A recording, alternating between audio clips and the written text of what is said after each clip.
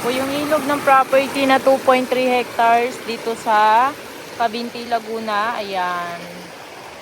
Sobrang ganda. Wow.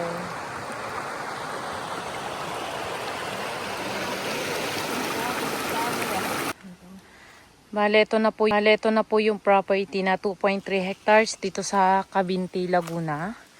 Barangay Bukal, Cabinti, Laguna po. Ito po yung itsura ng property. Patag dito. Bali, ngayon po ay hindi pa po pasok yung sasakyan dito sa property. Pero meron po siyang right of way na bibilihin ng may-ari para butasin papasok dito. Pero ang buyer na po ang magpapabutas ng right of way para makapasok ang sasakyan. Ito po ang mga tanim niya. Santol, nyog, tapos may mga hardwood. Medyo slope lang po dito.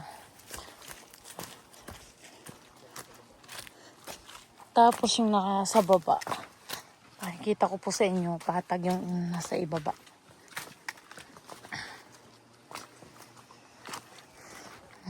Ito po ay titulado. Patay na yung nakapangalan sa titulo pero merong 3 anak. Yung 3 anak ay patay na po yung isa.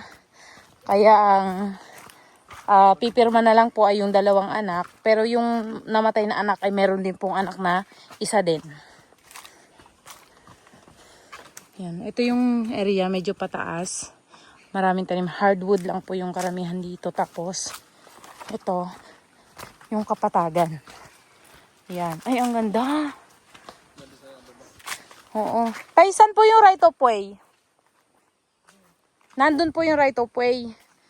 Sa ngayon po, lakad po muna kami ngayon ng 7 minutes. Dito na po tayo dadaan para pumasukat ko yung right of way. 7 minutes. Dito po kami dumaan dito sa area na to. Yan. Mula po doon, 7 minutes namin nilakad papasok. Mabagal na lakad na po yun. Ito po yung kapatagan. Dito po, kasama pa. Yung niyuga na yan, kasama pa. Ayun. Bale, ito po hanggang dun. Hindi lang talaga siya along the road. Updated naman yung tax. Tapos yung capital gain ay sagot ng seller. Tapos yung sa right of way po ay sagot. Ang hindi lang po sasagutin ng seller ay yung pagpapabutas ng kalsada papasok dito sa mismong property. Napakaganda po nito. Ang lamig ng klima dito. Tapos mahangin. Kita nyo po yung hangin. Ayan. Ayan. Kitang-kita naman po yung hangin. Ayan. Hanggang dun po yan. Ito po napakaganda. Sobrang lawak ng kapatagan dito. Tapos ayan may palayan.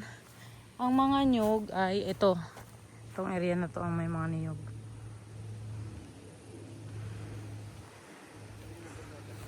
Yan.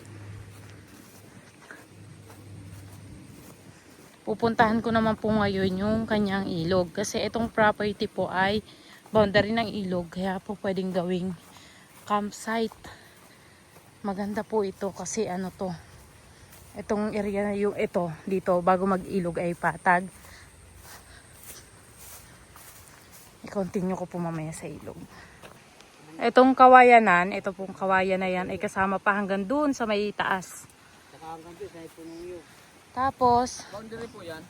Hanggang doon sa punong niyog yan. Patay-bay-bay yung tunggasan ng tubigan. hanggang, Kasi balutbog niya yan pag ganun. okay, hanggang dun sa may puno ng nyog. Ayun, yung last na yun. Balutbog niya yan. Tapos yung pataas dito.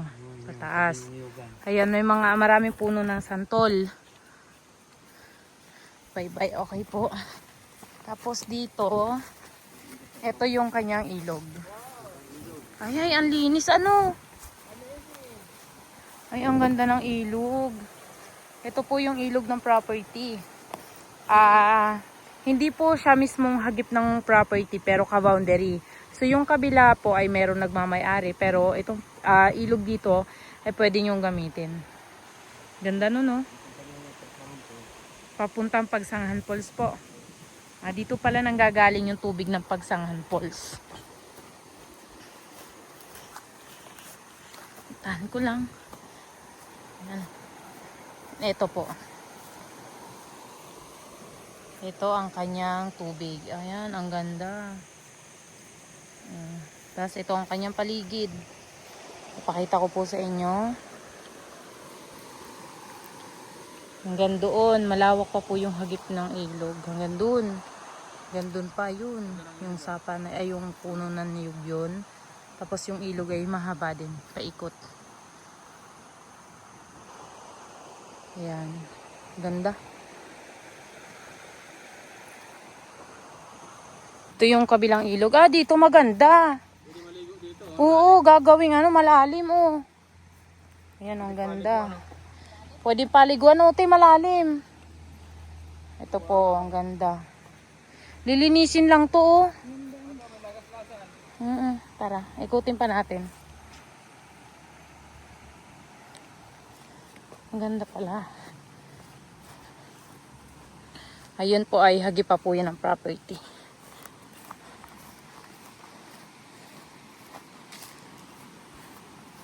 Yun, maganda dito. Ito.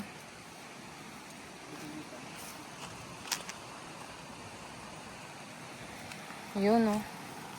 Ang ganda. Tapos itong kabilang side na to, ito ay ka-boundary na. Ito na po yung boundary mismo ng property. Yan. Nandun. Pataas na po. Ay, pag ganun po. Gaganon. Tapos, okay. Okay, sige po. Ganda oh.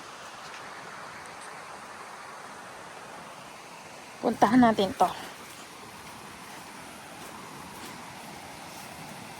Ganda, wala dito. Ayan oh, ganda. Medyo malabo lang yung tubig.